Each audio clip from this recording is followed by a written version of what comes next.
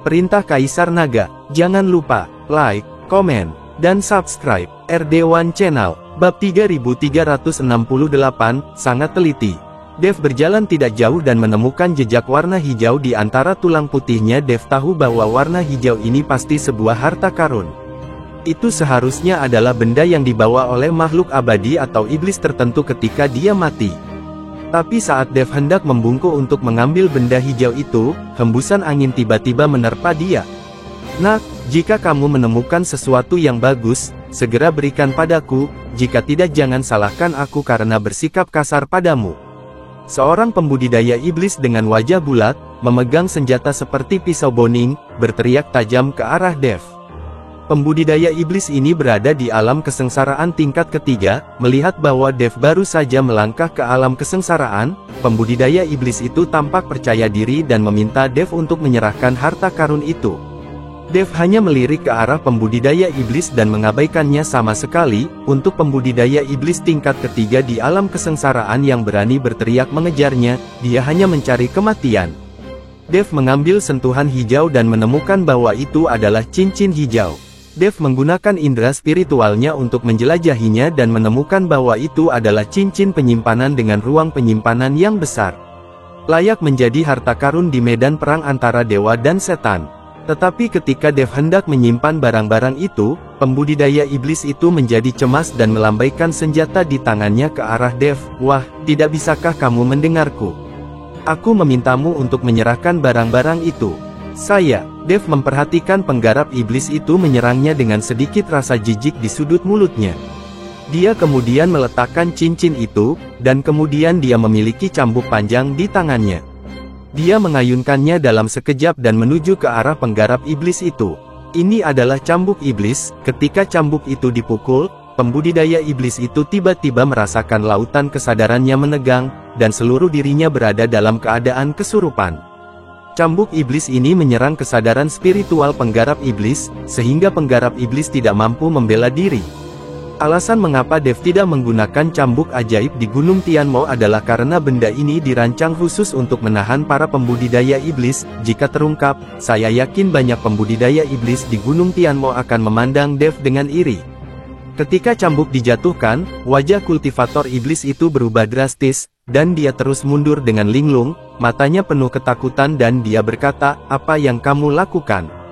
Bagaimana bisa begitu kuat?" Pembudidaya iblis berada di alam kesengsaraan tingkat ketiga, tetapi sekarang dia dicambuk oleh Dev dan tidak dapat melawan. "Ini adalah cambuk ajaib, siap memberi pelajaran padamu para penggarap jahat." Setelah Dev selesai berbicara, dia mencambuk-cambuk di tangannya lagi. Wajah pembudidaya iblis menjadi gelap, dia tiba-tiba berteriak, mengulurkan cakarnya, dan meraih cambuk iblis. Dengan genggaman ini, cakar tulang menyeramkan yang tak terhitung jumlahnya langsung muncul di kehampaan, dan cakar tulang ini dengan erat menggenggam dasar cambuk ajaib. "Hahaha, aku tidak peduli apakah kamu menggunakan cambuk ajaib atau cambuk dewa, kamu hanyalah sampah di depanku." Pembudidaya iblis itu meraih cambuk ajaib Dev dan tertawa terbahak-bahak. Dev melihat tatapan arogan dari kultivator iblis itu dan tidak bisa menahan tawa. Segera setelah itu, sumber api di tubuh Dev meledak seketika, dan gumpalan api mengikuti cambuk ajaib dan langsung menyulut cakar tulang dari pembudidaya iblis. Cakar tulang yang tak terhitung jumlahnya semuanya terbakar menjadi bubuk di dekat api. Ke api, pembudidaya iblis terkejut dan mundur. Dengan putus asa, tetapi tubuhnya sudah tertutup api. "Ah!" Pembudidaya iblis menjerit dan berguling-guling di tanah dengan putus asa. Melihat pembudidaya iblis yang berputar, Dev hanya menyaksikan dengan mata dingin, menyaksikan tanpa daya saat pembudidaya iblis itu dibakar menjadi abu oleh api. Kultivator iblis seperti ini yang memanfaatkan situasi ini pantas mendapatkan apa yang pantas dia dapatkan. Seseorang yang hanya berada di alam kesengsaraan tingkat ketiga dan berani mengikuti nasihat Dev hanyalah mencari kematian. Dev tidak bisa menahan cibiran saat dia melihat kultivator iblis itu berubah menjadi abu. Setelah membunuh pembudidaya iblis, Dev terus bergerak maju, tetapi kecepatan Dev sangat lambat, dan kesadarannya diperluas sebanyak mungkin. Alasan mengapa Dev berjalan lambat adalah karena dia takut ketika Luo Xi dalam bahaya, dia akan segera bergegas. Sejak Luo Shouhai meninggalkan putrinya dalam perawatannya, Dev tidak bisa hanya duduk diam dan tidak melakukan apapun.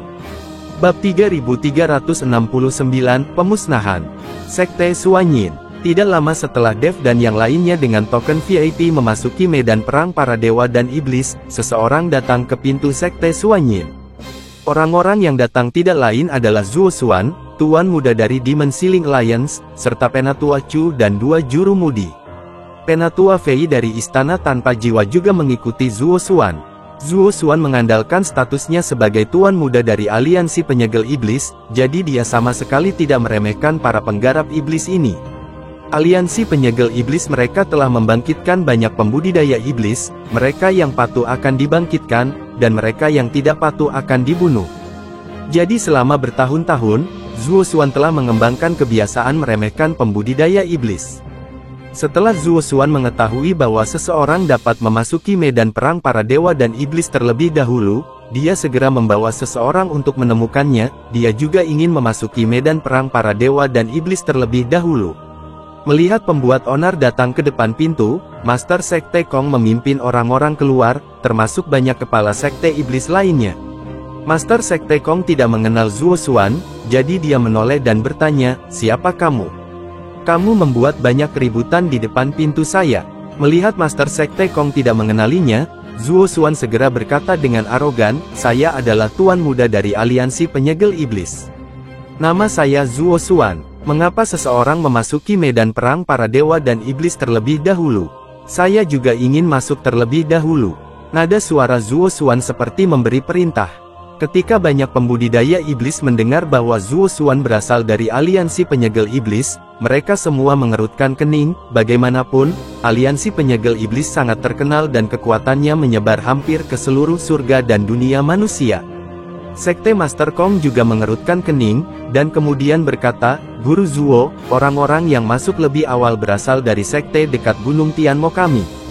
Beku eksternal, apapun rasnya, harus menunggu 3 hari sebelum mereka dapat masuk. Aku tidak peduli, aku ingin masuk sekarang. Jika kamu tidak mengizinkanku masuk, maka aku akan memberitahu ayahku dan meminta cabang Aliansi Penyegel Iblis di sekitarnya untuk datang dan menghancurkanmu." Meskipun Zuo Xuan hanya memiliki kultivasi tingkat kelima di alam kesengsaraan, dia mengandalkan statusnya dan berkata dengan keras kepada pemimpin Sekte Kong. Kata-kata Zuo Xuan seperti menusuk sarang lebah, dan kepala banyak sekte iblis langsung dipenuhi dengan niat membunuh. Melihat ini, Penatua Chu segera membantu Zuo Xuan, "Tuan, jangan bicara omong kosong. Paman Chu, apa yang kamu takutkan? Mereka hanyalah sekelompok pembudidaya iblis." Zuo Xuan bahkan tidak menyadari bahayanya saat ini. Tapi saat Zuo Xuan selesai berbicara, Demon Mountain Ghost Lao melangkah maju dan berkata, "Kalian dari Melgobi, Demon Ceiling Alliance, kalian sangat hebat. Ini adalah Gunung Tianmo, dan tidak ada cabang dari Demon Ceiling Alliance kalian di sini.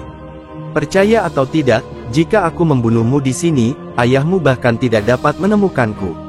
Jangan mengira aku tidak tahu trik aliansi penyegel iblismu. Kamu menggunakan alasan untuk menghancurkan klan iblis kami, lalu memburu dan membunuh kami para penggarap iblis, dan kemudian kami dipenjara dan dimanfaatkan olehmu. Orang di belakangmu seharusnya berasal dari Istana Tanpa Jiwa, kan? Tampaknya Istana Tanpa Jiwa kini telah menjadi anjing dari aliansi penyegel iblismu." Ketika Mo San Gui Lao berada di Mohai, dia mengetahui rahasia aliansi penyegel iblis dari Dev, dan juga mengetahui bahwa aliansi penyegel iblis mengalami masalah dengan Dev, jadi dia berdiri dan mengutuk Zuo Xuan. "Aliansi penyegel iblis memperlakukan kami para penggarap iblis bukan sebagai manusia, tapi sebagai hewan peliharaan. Jika kami patuh, kami akan memelihara mereka. Jika tidak, kami akan membunuh mereka. Kami sama sekali bukan manusia. Kembali ke Mohai di wilayah utara, aku dan adik perempuanku hampir dibunuh oleh orang-orang dari Demon Ceiling Alliance." Jin Dong juga berdiri dan berkata, "Di Mohai, Jin Dong dan Luo Xi hampir mati di tangan Demon Ceiling Alliance. Jika Dev tidak muncul tepat waktu, mereka tidak akan bisa melarikan diri. Sialan, putriku hampir mati di tangan aliansi penyegel iblismu. Jangan pernah berpikir untuk pergi hari ini." Ketika Luo Shouhai mendengar bahwa Luo Xi hampir dibunuh oleh aliansi penyegel iblis, dia segera menjadi cemas dan mengambil sikap. Para pembudidaya iblis lainnya dari Sekte Iblis semuanya dipenuhi dengan kemarahan dan mengepung Zuo Xuan dan yang lainnya. Pada saat ini, Zuo Xuan sedikit bodoh, melihat para pembudidaya iblis di sekitarnya dengan mata marah. Zuo Xuan hampir kencing di celana. Setelah melihat ini, Penatua Fei dari istana tanpa jiwa dengan cepat mundur dan mengikuti Zuo Xuan untuk menjauhkan diri. Bab 3370 bahkan tidak berani kentut. Sekarang, Penatua Chu cemas. Meskipun dia memiliki kekuatan yang baik, dia tidak dapat menahan serangan dari begitu banyak pembudidaya iblis. Terlebih lagi, ini semua adalah pemimpin Sekte Iblis, dan banyak dari mereka yang kekuatannya tidak kalah dengan dia. Penatua Chu sangat marah di dalam hati, itu semua karena bunyi bib buta ini, yang membuat semua pembudidaya iblis ini marah. Dan semua rahasia aliansi penyegel iblis mereka telah terungkap. Sekte Master Kong, apa yang akan kamu lakukan? Tidak boleh ada perkelahian pribadi di Gunung Tianmo selama ini, tidak peduli ras apa, tetapi kamu telah memutuskan. Sekarang apakah kamu ingin melanggar peraturan? Jika kamu melanggar peraturan, kamu harus memikirkannya. Sekarang kamu bukan satu-satunya pembudidaya iblis di Gunung Tianmo. Jika saatnya tiba, akan ada begitu banyak manusia biksu dan binatang. Bagaimana Anda menjelaskannya? Pasti akan terjadi kekacauan. Dan jika Anda membunuh tuan muda kami, pemimpin aliansi pasti akan menggunakan seluruh kekuatannya untuk mengepung Gunung Tianmo, dan akan ada banyak korban. Apakah Anda berencana untuk menghancurkannya setelah Anda memulihkan diri selama bertahun-tahun? Penatua Chu berkata kepada Sekte Master Kong.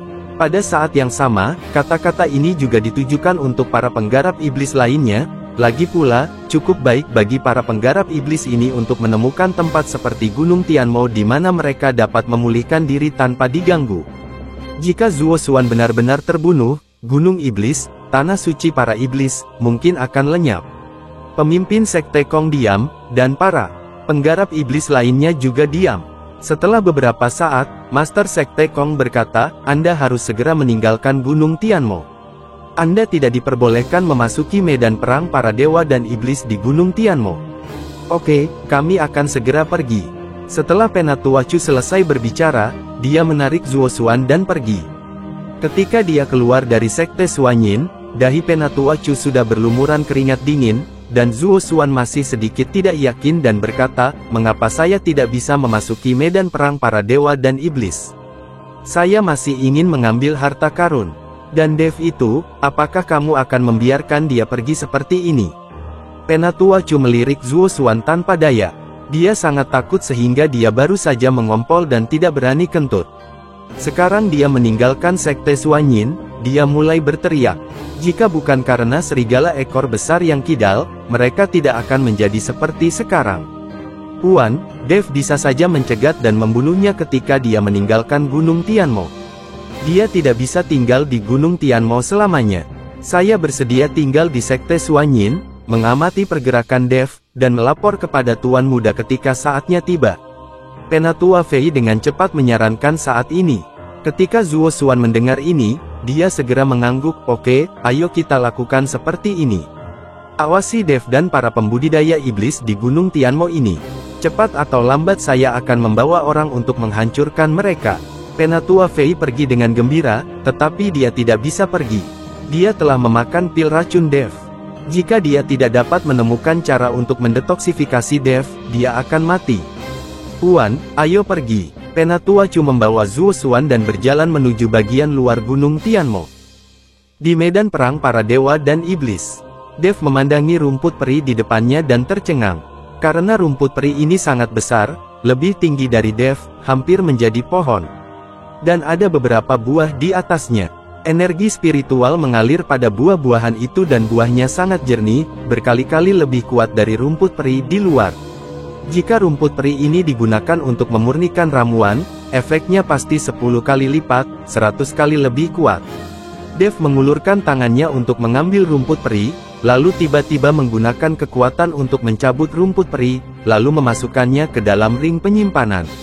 Tapi setelah Dev menyentuh rumput peri, seluruh rumput peri tiba-tiba berada di bawah tanah dan menghilang di bawah tanah dalam sekejap.